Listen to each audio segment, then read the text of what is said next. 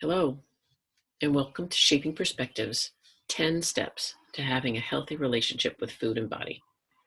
Over 97% of women struggle with food, eating, and body image challenges every single day.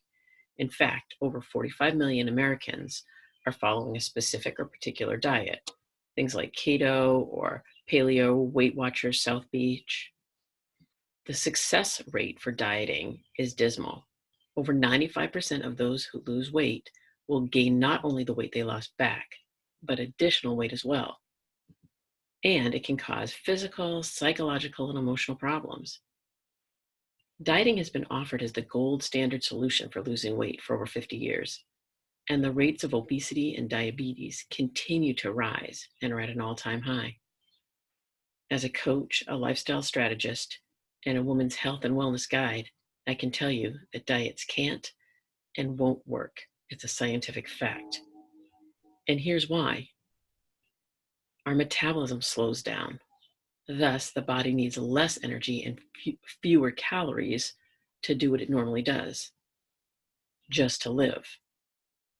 The hunger-driven hormone ghrelin increases, so you feel hungrier and end up eating more, or feel dizzy, unfocused, uncomfortable, and angry more quickly and more often. The fullness hormone, leptin, decreases. This leaves you feeling unsatisfied and still hungry after eating. Our stress hormone, cortisol, increases, and this just signals the body to actually hold on to fat for protection. And there's a preoccupation with thoughts around food and eating. They just seem to increase. That's all you can think about, leading to an internal drive to cravings and eating even more. Research has shown that dieting is linked directly to obesity, higher BMIs, disordered eating, and eating disorders. So if diets can't and won't work, what does? Where do you turn? Well, this is where we're going to talk about intuitive eating. Intuitive eating was first introduced in 1995 by Evelyn Tribole and Elyse Resch in their groundbreaking book, Intuitive Eating, as an alternative to dieting and the unrealistic than ideal. Since then, this mindful-based approach to healthy eating and body image has gained popularity and has been proven to work. Intuitive eating is a non-diet lifestyle that teaches individuals to rely on their own internal body cues for hunger and fullness, as opposed to external cues and circumstances. Things like coping with emotions, learned meal timing, like it's noontime, it's time for lunch, peer pressure, what are your friends eating, being told when, where, and what to eat by parents or school systems. Intuitive eating is based on the idea that our bodies are intuitive and they know what, how much, and when they need to eat to maintain a healthy weight, a positive relationship with food and body, and improve health markers and status. Tribole and Resch have identified 10 intuitive eating principles. I'm going to list them right here so you can kind of get an idea of what they are.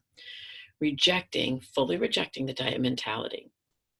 Honoring your physical hunger. Making peace with food. Challenging the food police, those voices in your head or the voices of others. Respecting your own fullness. Discovering the satisfaction factor, what foods satisfy you. Honoring your feelings without food instead of turning towards food when you're sad or angry. Respecting your body. Exercise. It's called exercise and feel the difference. So it's just moving the body. Let's just try to move the body and honoring your health. Women who eat intuitively experience more self-confidence, body acceptance, and peace around food and eating. As an example, one of my intuitive eating clients went out to dinner with a friend the other night. She looked at the menu, asked her body what she wanted, what would taste good, satisfy her hunger, feel good in her body later on that night, and within minutes she made her choice. Her friend, let's call her Jane, on the other hand, is following an undisclosed plan, to the letter, no doubt. She pulled out her phone calculator and began calculating carbohydrates and calories to see what she was allowed to eat. The conversation and the connection between the two of them was on hold. Nothing mattered to Jane until she could figure out what she could order, what was within her meal plan. 20 minutes later, bless my friend, she made her decision. And she ended up ordering the same meal my friend did. And when it came, my intuitive eating friend enjoyed every bite. She slowly tasted the food, savoring each bite until she was full. There was still quite a bit of food left on her plate, and that was okay. She knew if she continued to eat, she would not feel well later on. Jane ate with focused and in a frenzied state. Now that she had done her homework and figured out what she was allowed to eat on her plan, she ate with abandon and ate until completion, finishing every single ounce on the plate. This is a perfect example of how intuitive eating proves to be less stressful, more mindful, peaceful, and freeing.